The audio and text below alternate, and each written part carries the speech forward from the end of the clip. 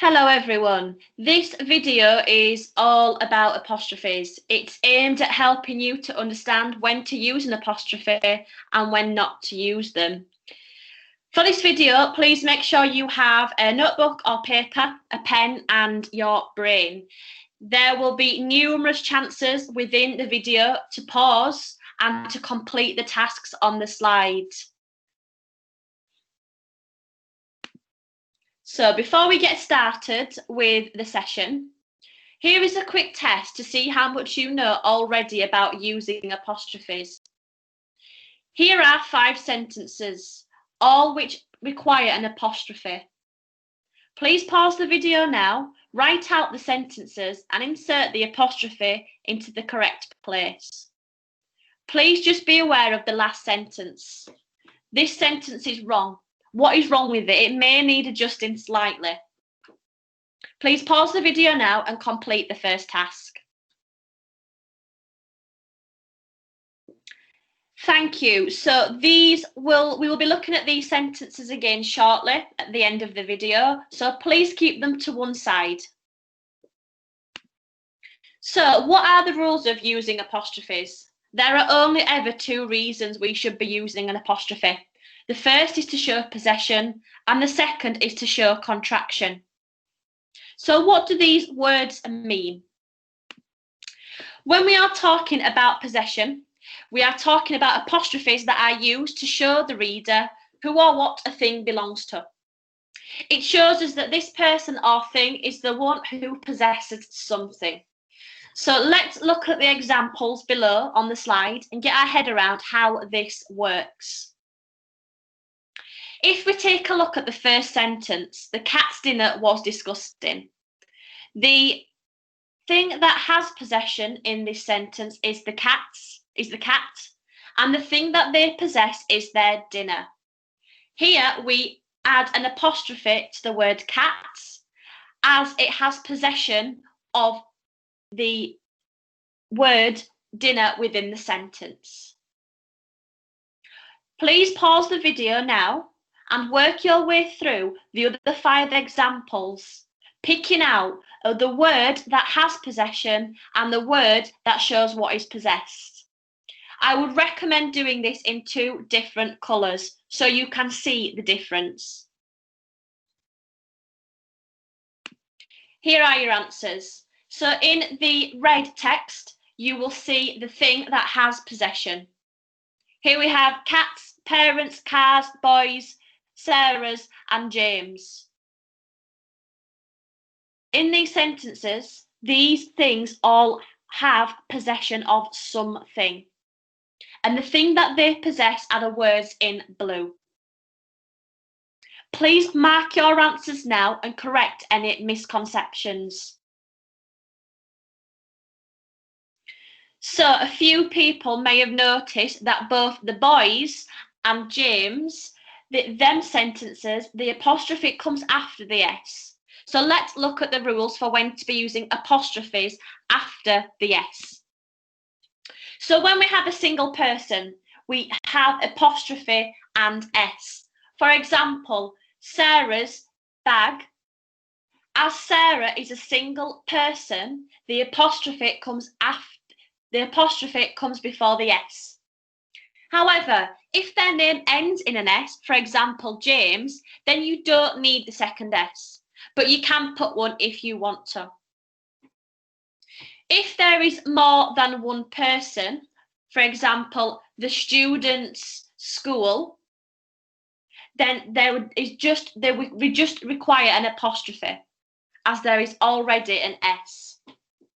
So the easy way to get this right is to remember that the apostrophes goes at the end of the name, whether it's a singular name or a collective name. So let's try some together. Here are 9 examples of phrases, all of which require an apostrophe to show possession. Please think whether the apostrophe comes before or after the S in these examples. In the sentence in the yellow box on the first line, have a think about how we know if this is one girl or more than one girl. Please pause the video now, Write out these phrases and insert the apostrophe in the correct place. Let's see if you have got those right. So, I'm not going to talk through each of them, but I will point a few out.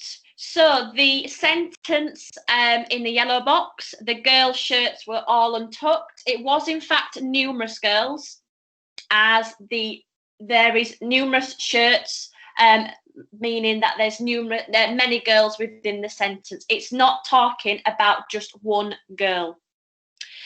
The teacher's room was a mess. Again, that is a singular person, so we have apostrophe S within that sentence. So hopefully this activity has shown you how we should be using apostrophes to show possession. Now we have contraction apostrophes. These are apostrophes that are used to show where letters have been taken out in order to contract words together. Have a think now if you know any examples of where we use an apostrophe to contract words. Pause the video and write down any words you know where we contract words together and insert an apostrophe.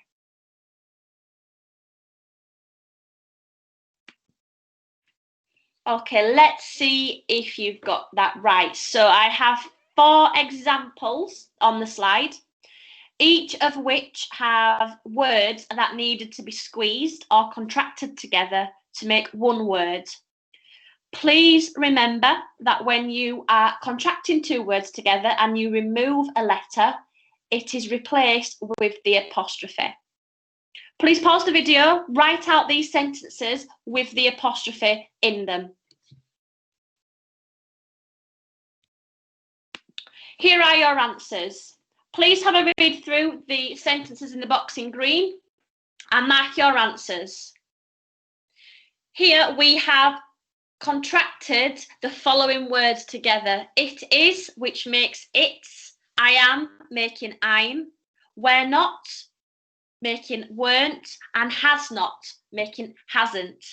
Here you will notice the apostrophe replaces the missing letter. You will notice there are many other contracting words that have apostrophes in them. Some examples you may have written down are don't, couldn't, won't, wouldn't. So generally, contractions are easier to get our heads around than possessive apostrophes. But many of you missed them out because you may misspell the words instead. So when you are writing out these words as contractions, start by saying the full version out loud in your head. If it has 2 words and you need to write them as a contraction, it may help by doing this. So let's have a look again at correcting some. Here we have 5 sentences, each which are requiring a contraction within them. These sentences don't make sense, and some words may need to be changed for them to make sense. Please pause the video now, work through the 5 sentences, and insert the contraction into the correct place. Here are your answers. Please read through these now and mark your answers on your paper. Okay, so that is all there is to it. Just 2 rules to remember: possession and contraction. There should never be another reason to use apostrophes. Commonly, people use them for any plural or for any abbreviation, but this is incorrect. On the slide now are 3 examples of sentences where apostrophes have been used incorrectly. Please have a read through these now and have a think about why these sentences are incorrect.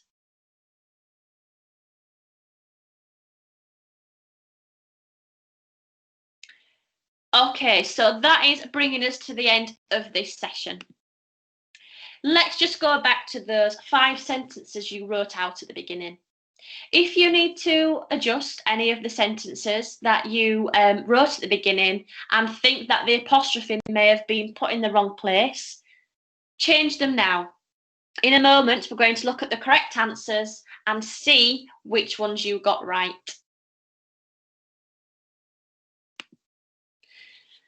Here are your answers. So did you get them right at the beginning of the video, or have you had to make some adjustments?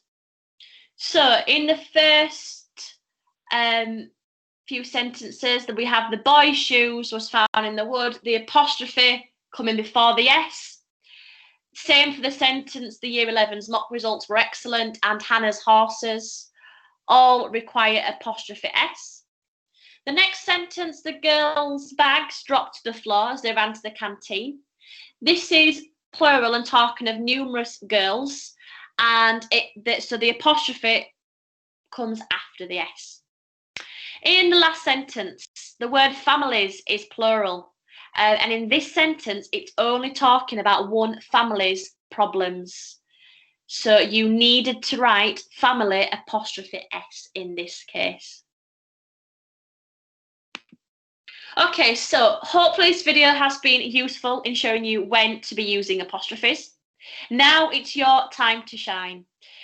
Please read the passage on your own and try adding or removing apostrophes as necessary.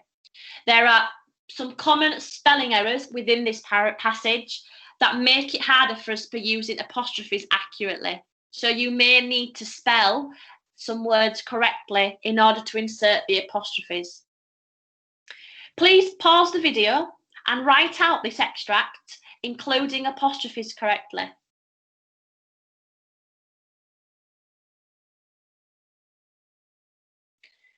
Thank you so much for watching this video.